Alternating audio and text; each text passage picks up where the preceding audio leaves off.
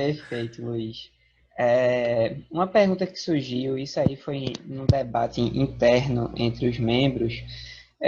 Recentemente, o ministro Paulo Guedes fez uma live e, querendo ou não, assim, toda live que nós vemos do ministro, nós achamos ele muito otimista, né? Ele é um grande, além de uma pessoa que está trabalhando de forma muito prudente para o Brasil, é uma pessoa muito otimista. Nós vemos um otimismo nele. Os senhores tão otimistas como o ministro, vocês já estão pisando um pouco no freio em relação à economia brasileira, ou acha que daqui para frente, né? Lógico, não a visão curto prazista, porque como Breda falou, depois aparece uma parede na nossa frente e aí fica complicado. Mas para o futuro, assim, vocês estão otimistas para o Brasil ou não? Olha, quem mexe com bolsa não precisa saber se a economia vai ser boa ou não. Porque a bolsa sobe com a economia ruim, cai com a economia boa ou vice-versa. Acontece de tudo. Agora, o primeiro impulso é sempre levado pela uma melhora da economia, sem dúvida. A primeira alta é quando há uma esperança de melhora do país. Essa esperança, o Paulo Guedes deveria ser mais otimista. Ele é muito otimista, mas ele não sabe mexer com a política. Ele não sabe impor o otimismo dele para os outros. E ele quer falar muito claramente, e na política você tem que falar por meias palavras. Então, não há dúvida que o Brasil está andando. O Brasil está investido, não precisa investir nada, está tudo feito. O que não está feito é que nunca foi feito, infraestrutura, portos, o que seja. Mas na indústria estão todas ociosas, então qualquer capacidade somada, o lucro aumenta uma barbaridade, não tem custo nenhum de capital, não tem, é só contratar funcionário. E a agricultura nunca teve nessa velocidade, tecnologia, infraestrutura de estrada de ferro. O Brasil está andando, o que é uma beleza. Agora, saneamento parece que estão levando a sério, estão passando para a iniciativa privada.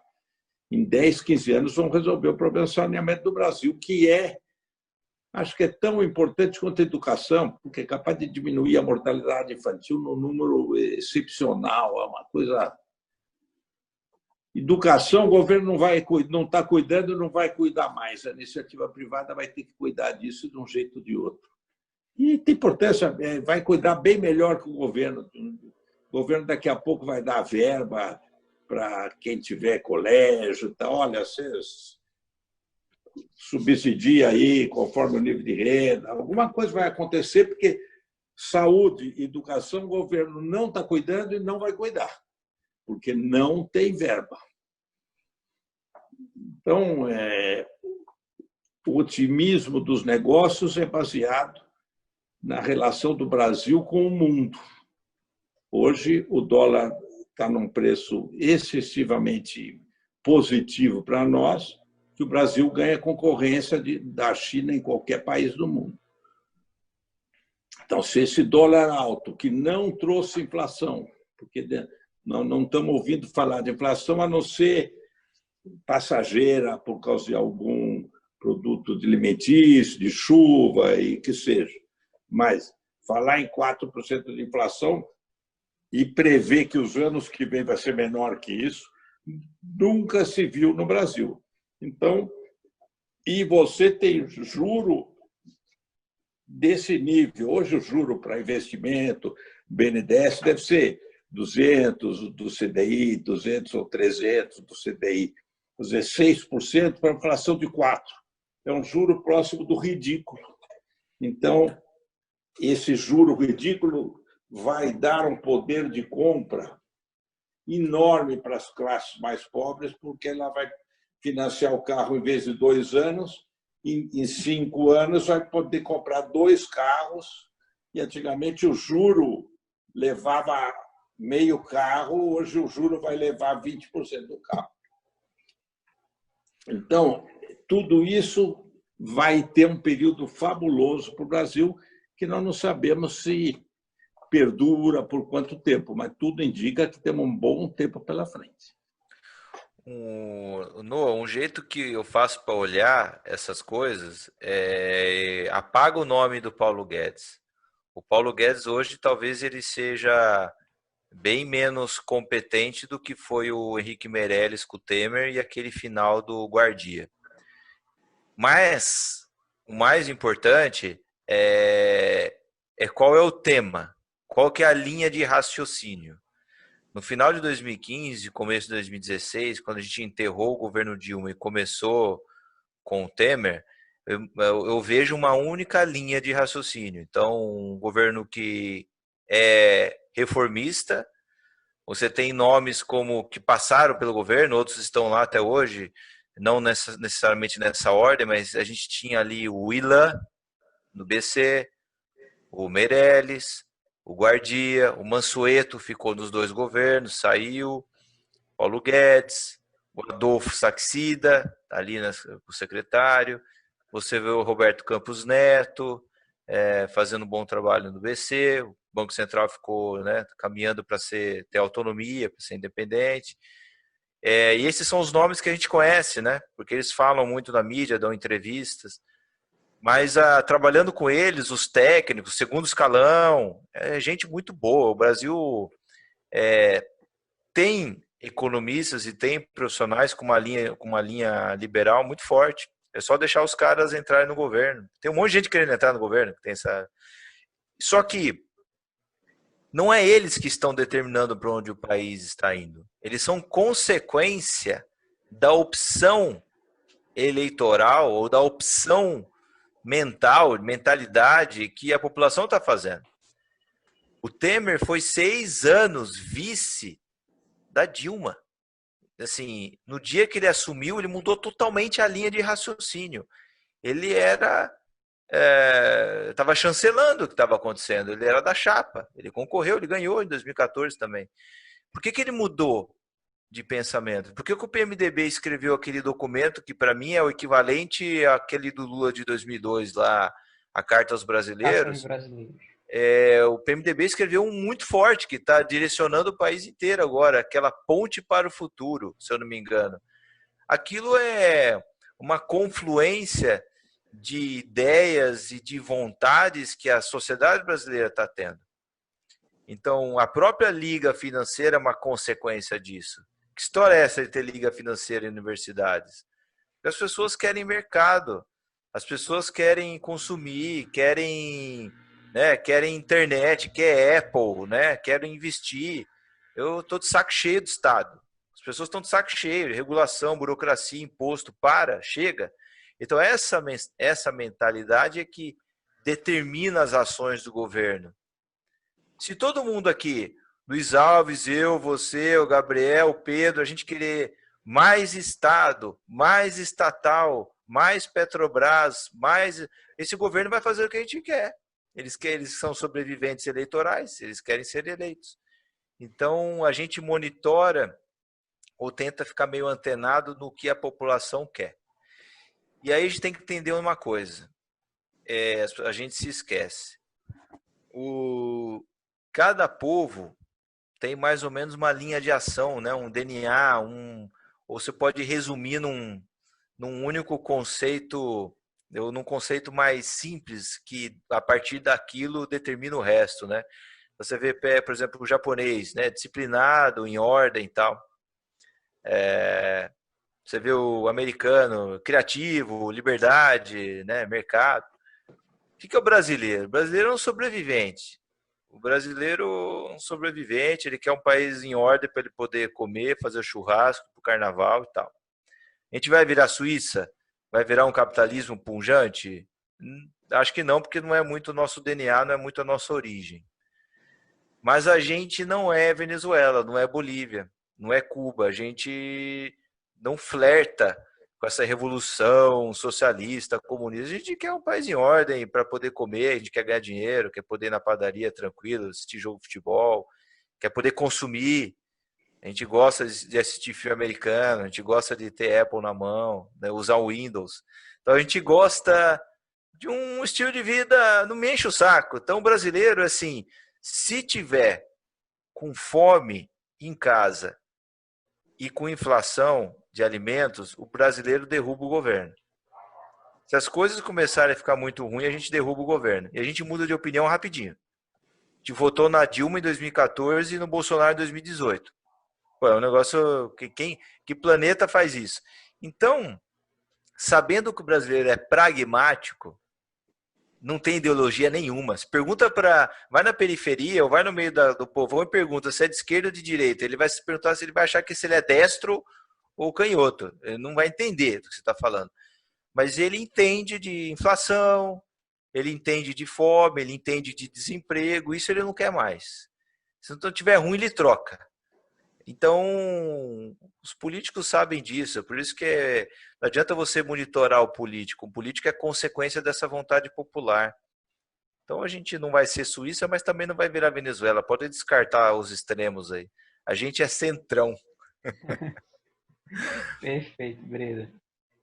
Tem uma pergunta que foi um dos nossos seguidores pediu para te fazer, Breda, que ele botou assim, em um podcast o Breda falou sobre o aumento massivo de impressão de dinheiro pelos governos mundiais, aumentando a inflação de ativos, né? Alguns ativos com isso inflaram.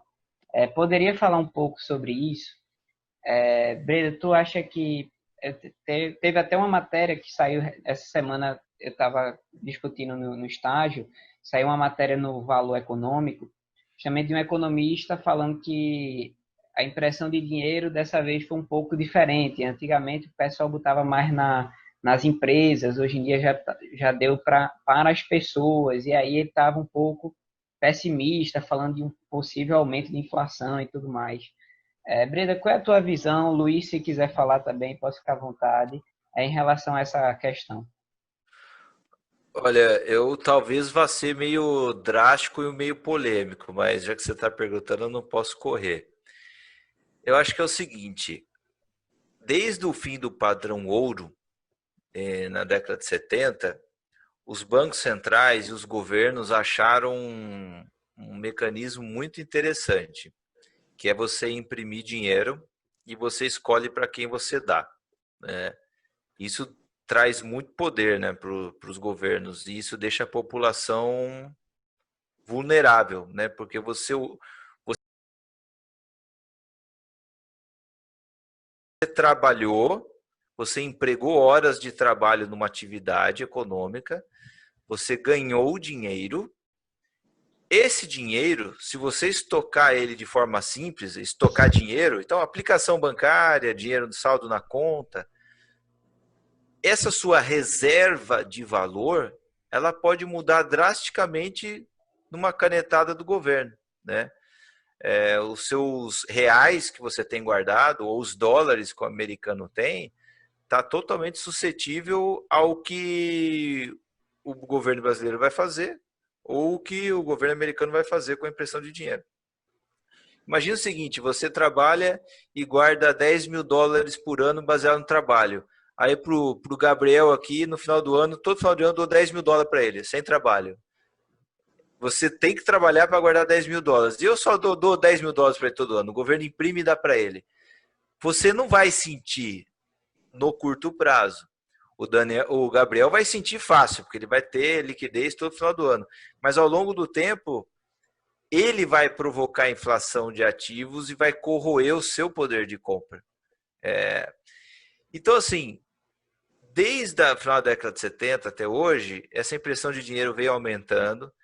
Teve uma experiência muito boa em 2008 nesse sentido. Então, imprimiram dinheiro para salvar os bancos.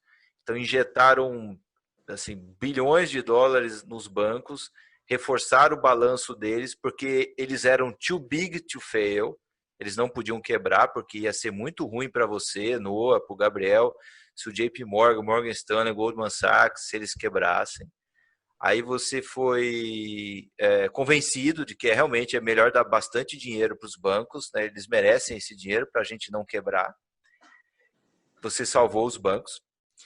E isso deixou uma dívida que quem vai pagar essa dívida? Quem que vai pagar esses déficits enormes? o pagador de imposto, né? Cada gasto adicional do governo, o pagador de imposto vai ter que honrar isso, seja você ou seus filhos. E aí isso passou em branco, foi legal, né? Foi um método bacana. Quando chegou na pandemia agora, eles aceleraram isso. Só que, dessa vez, está sendo cunhado um termo, está sendo desenhado um termo chamado renda mínima universal, seja Bolsa Família no Brasil, ou o nome que for dado nos Estados Unidos, que é os seus $1.000 por mês, $500 por mês, $1.500 por mês para as pessoas que não têm nenhuma renda. Mas isso, para mim, não passa de uma forma de comprar o silêncio e sossegar a insatisfação das pessoas. Existe uma insatisfação popular no ar. As pessoas estão bravas e não entendem por quê. Então, você vê esses movimentos populares, esses Black Lives Matter no Brasil, e outros, você vê Hong Kong, você vê a insatisfação popular, ela existe. E um jeito de você controlar isso é você dar dinheiro para a população. Essa insatisfação popular, de forma consciente ou inconsciente, muito disso, na minha opinião, vem da desigualdade que você observa.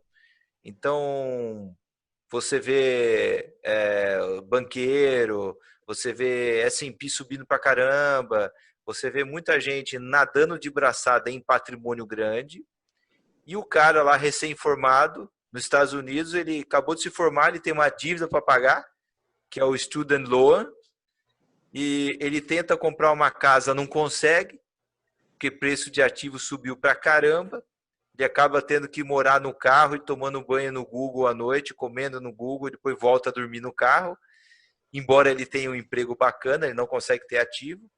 Essa insatisfação vai gerando essa necessidade de você imprimir dinheiro e dar para o pessoal insatisfeito. Então, eu acho que isso vai continuar. O final disso tudo eu não sei o que vai ser, mas eu acho que o efeito colateral é, sem dúvida, um colapso do dinheiro, mas você não vai ver isso no supermercado. Não é que o quilo do feijão vai dobrar de preço todo mês. Os bens de consumo até que estão bem controlados, mas o preço do metro quadrado em Manhattan, o preço da ação da Amazon, o preço da ação da Johnson & Johnson, o preço dos ativos no Brasil, que mal começou, mas eu acho que a gente vai entrar nessa mesma linha do mundo, vai começar a subir muito em relação ao dinheiro. Não é que o preço do metro quadrado subiu, é o dinheiro que desvalorizou. Então, quando você vai ver preço de alguma coisa, é o preço cotado em dólar, ou em reais, ou em ien. Se essas coisas desvalorizam, na verdade, o preço das coisas cotado em dinheiro sobe. Então, se você olhar o S&P de 600 pontos em 2008, em 2009, março de 2009, para 3.000 e pouco agora, 3.600, o S&P subiu 6 vezes, ou o dólar dividiu por 6? Você não consegue afirmar. Você fala, não, o dólar não dividiu por 6, porque o dólar até subiu em relação ao real. Não, o real dividiu por 7. As moedas vão se desvalorizando, mantendo a paridade entre elas, e os ativos vão subindo. Então, eu acho que isso vai continuar, porque os governos gostaram disso, eles salvaram quem eles quiseram, e a população foi levada a acreditar que esse sistema é bom para ela. Então, não sei como vai terminar essa história. A única forma que eu penso e tento ver e tomar alguma atitude é me proteger da desvalorização do dinheiro. Então, o único jeito que eu vejo é tendo ativo real. Ações é um ativo real, né? Então, não sei, é minha percepção. Não tem rigor técnico ou econométrico nenhum, mas é no que eu tenho observado. E vou dar um exemplo meio drástico disso. Normalmente você quer tentar entender o que vai acontecer com o mundo, você olha para o Japão, né? O Japão está muito na frente, né? Então, crescimento vegetativo, o printing money lá já começou há muito tempo. Se você for reparar, o Japão está imprimindo dinheiro e o governo japonês, via o Banco Central ou o Tesouro, o que quer que seja, está comprando ETF. Está comprando ETF de Nikkei. Está comprando empresas. Então, peraí. o governo imprime dinheiro e compra ação de empresas.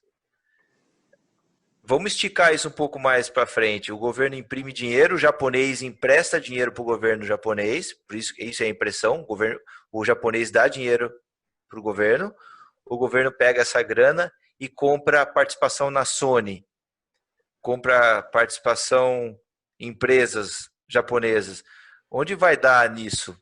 Se a gente continuar isso, o que vai acontecer? É a reestatização das empresas privadas, e aí você vai terminar com uma população credora do governo e o governo detentor dos meios de produção.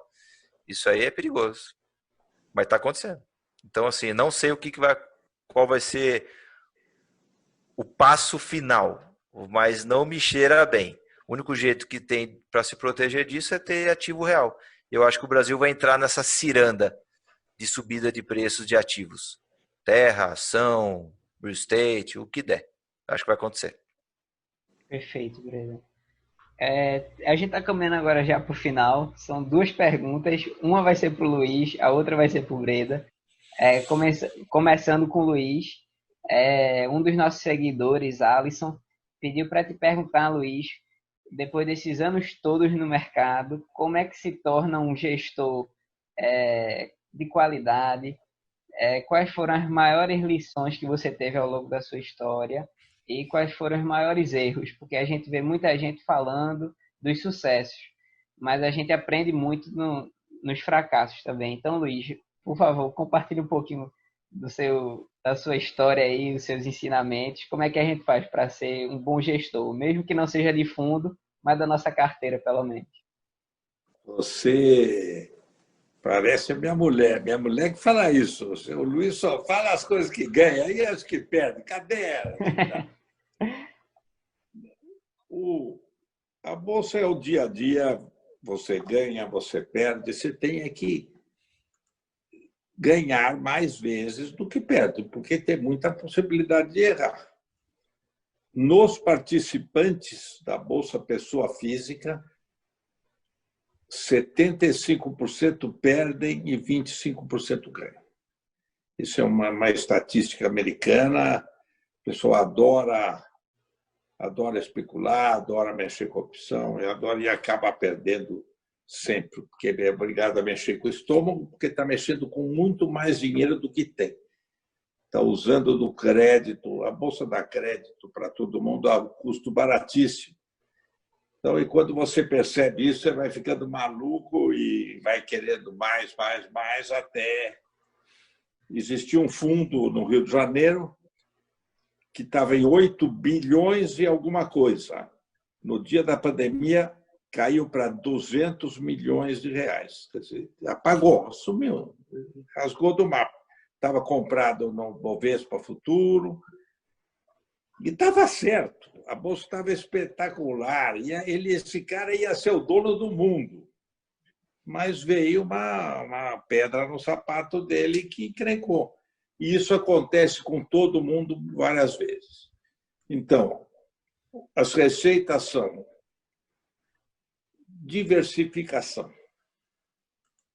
Diversificação hoje é 80% em bolsa, 20% em dinheiro, e dessa bolsa 10 ações, 10, 15 ações. Uma ou duas vai te pagar qualquer prejuízo. Se tiver uma ou só 2, 3, a chance é muito pior. Então, se você tiver calma e o dia que você dormir e acordar de noite por causa de dinheiro, você está fazendo alguma coisa errada. No dia seguinte, liquide a sua posição, seja ela qual for. Então, não tome atitudes que lhe dê 1 minuto de achar, você pensar que você está errado. Se é assim, liquide. É a primeira razão. Se você não liquidar hoje, você vai liquidar daqui a um mês com prejuízo imenso. Então, não tendo vaidade de contar para os outros e não falar muito, porque você fala que está comprado numa ação, ela começa a cair e fala, não, vai continuar subindo, você não pode passar vergonha. passe vergonha, fique quietinho, ouça muito e fale pouco. Esse é o melhor conselho para todo mundo. Fique ouvindo, ligue para as pessoas, vá nos escritórios visitar, descobre várias e várias ações. Eu comecei a comprar porque um cara me falou, não, eu tenho essa ação. Aí eu falei, opa, o que será? O cara é inteligente, está com isso. Vou para casa, começo a estudar. Opa, parece que tem sentido, faz sentido e tal. E aí você toma atitude. Você não tinha reparado, porque o mercado é tão grande que você não se apercebeu. Então, é usar com muita calma e não deixar a vaidade lhe tomar conta. O resto, tem gente que é mais talhada para o negócio, gente que é menos talhada, e isso acontece. Quem for menos talhado, deixa mais um pouco de dinheiro separado, chame um gestor, aplique, escolha 2, 3 fundos, mesmo fundo. Às vezes o sujeito é a vez dele de perder. Tem isso, tudo isso aqui, né? O jogo da cadeira. Tirar a sua cadeira, você não vai. Então, com 3 ou 4 fundos bons, você, mesmo sendo de fora, tem que vir, pegar um avião, vem para São Paulo, passa uma semana, visita, vê se a ideia dele está batendo com a sua, está tudo certo, tudo bem, vai para casa tranquilo. Um pouquinho do seu dinheiro jogue também, porque faz parte. Você vai perceber que está muito fácil de ganhar ou que está muito fácil de perder, então vai ajudar você a se orientar do momento. Esse momento só vai ser mais tarde. No momento aqui está, não é para ninguém preocupar. A Bolsa vai ter altos e baixos, mas os altos vão ser bem maiores que os movimentos de baixa. Perfeito. Breda, quer fazer algum adendo? Eu tenho que sempre prestar atenção nos ensinamentos do Luiz, porque a gente tem que escutar 15 vezes a mesma coisa para assimilar. É muito bom ouvir tudo isso, né? O engraçado é que é o seguinte, né? Isso você escuta de outros investidores, aí é mais falando de entrevista, né? Dos americanos e tal. A gente tenta sofisticar demais, né? A gente tenta achar magia nas coisas que são complexas. Mas o que é verdadeiramente mágico é aquele feijão com arroz que funciona, né? Lição de casa, paciência, esperar. O Luiz sempre circula muito, sempre circulou muito. Vai conversar com as pessoas, escuta, liga para um, liga para o outro, né? Conversa com um amigo, com outro empresário. Isso vai te dando ideias de investimento, né? A ideia de investimento não é aquele relatório que você assina, você pagou e está na tela do seu computador, né? Isso é muito fácil, né? Assim, normalmente não é muito assim, não. Tem que ser um pouco mais complicado que isso, tem que ser um pouco mais trabalhoso, né? E um negócio que a gente aprende com o tempo e tenta passar para as pessoas é o seguinte: se alguém está te vendendo algum atalho para a bolsa, quem ganha com esse atalho é quem te vende a possibilidade de atalho, não quem compra. O atalho não tem atalho, né? Trabalho duro, paciencioso e tem beleza nisso, né? Você entender que é um processo criador de riqueza. Você falou aí do Jeremy Siegel, né? Ações por longo prazo. Não tem erro, mas é longo prazo, né? Tentar não ficar se aventurando, dando all-in em coisas, tudo de uma vez, uma empresa só, com uma certa diversificação e tentando investir em empresas em ordem e com pessoas boas de serviço, vai dar certo. Perfeito, Breno. A última pergunta é justamente para você, né, que é justamente sobre a revolta de Atlas. Um dos nossos seguidores perguntou, né? A Revolta de Atlas é o livro mais recomendado pelo Breda. Por que a leitura desse livro é tão importante? Vai deixar até um spoiler, tá, Breda? Futuramente a gente se encontra para a gente debater sobre o livro, mas dá um spoiler para a gente. Eu acho que assim, se eu tivesse que recomendar um livro para todo brasileiro ler, seria A Revolta de Atlas. Não adianta falar para todo brasileiro ler o investidor inteligente, né, do Benjamin Graham? Porque a gente tem problemas mais básicos. Então, o investidor inteligente, ele já está ensinando as pessoas a investir em empresa. Só que antes disso, a gente tem que entender por que empresa é bom. Por que o empresário é bom? Né? Quem que fez mais bem para a humanidade? Todos os nossos professores aqui no Brasil reunidos ou o Steve Jobs? Quem criou mais valor para o mundo? Essa pergunta é difícil.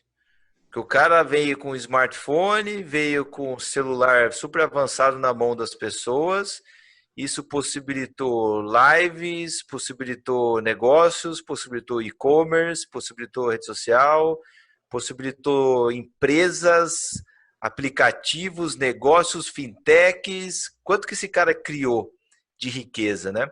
Um dia perguntaram para o Jeff Bezos o seguinte: cara, você não acha que você é muito rico, não? Desproporcionalmente rico? Você tem 160 bi de dólar. Você não acha que é muito, muito mais do que você precisa? Eu falo assim, olha, eu não me enxergo, eu não olho sob esse ponto de vista, eu tenho 160 bi de dólar. Eu olho sobre outro ponto de vista. A Apple vale 1 tri de dólar. Eu criei 840 bilhões de dólares para todos os outros. Então, a revolta de Atas eu acho importante para o seguinte: quem está erradicando a pobreza no mundo é o capitalismo. Se você olhar no século XVIII, 1700 e alguma coisa, o mundo era 95% de miseráveis. Miseráveis é um número oficial calculado, ajustado pela inflação. Acho que é $1 e 90 centavos por mês que uma pessoa vive, corrigido pela inflação. Acho que é mais ou menos isso. O mundo era 95% de miseráveis. Hoje acho que está ao redor de 10%. E esse número só foi reduzido quando você teve um pouco mais de Adam Smith entrando aí no mundo. Um pouco empresa e liberdade. Empresa é consequência de um conceito maior, que é liberdade. Você não tinha liberdade, nascia lá num feudo, você tinha que trabalhar para o senhor feudal e ia morrer camponês, né? Hoje, pelo fato de você ter liberdade, você pode reunir com o Gabriel, com o Pedro Granja e montar um negócio. E se vocês forem bons no que vocês fazem, o fruto do trabalho de vocês podem estocar num negócio chamado propriedade privada, seja poupança, aplicação, ação. Então, antes de sair investindo em empresas, eu acho que a gente tinha que entender por que isso é um valor que a gente não deveria abrir mão nunca. O brasileiro nunca deveria abrir mão de poder empreender, de poder juntar com outras pessoas e criar coisas. Você só vai ganhar dinheiro no mundo livre se você for útil para as sociedades. Então, a liberdade e o capitalismo força e incentiva as pessoas a serem úteis. E a certeza de você poder guardar para você o fruto do seu trabalho e com você decide quem você quer ajudar, o que você quer dar para caridade, mas essa certeza, essa paz de espírito de que o que é seu, é fundamental para se construir uma sociedade mais justa, próspera. E o livro A Revolta de Atas mostra como que isso é filosoficamente racional e, desculpa o português, a merda que dá quando isso não é respeitado. Então, acho que ele é filosoficamente importante para a gente sair desse capitalismo de araque que tem aqui no Brasil, se é que a gente tem alguma coisa de capitalismo. Por isso que eu acho que ele é fundamentalmente essencial.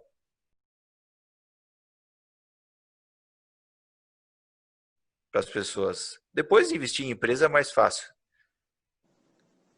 Perfeito, Breda. Eu quero agradecer os dois.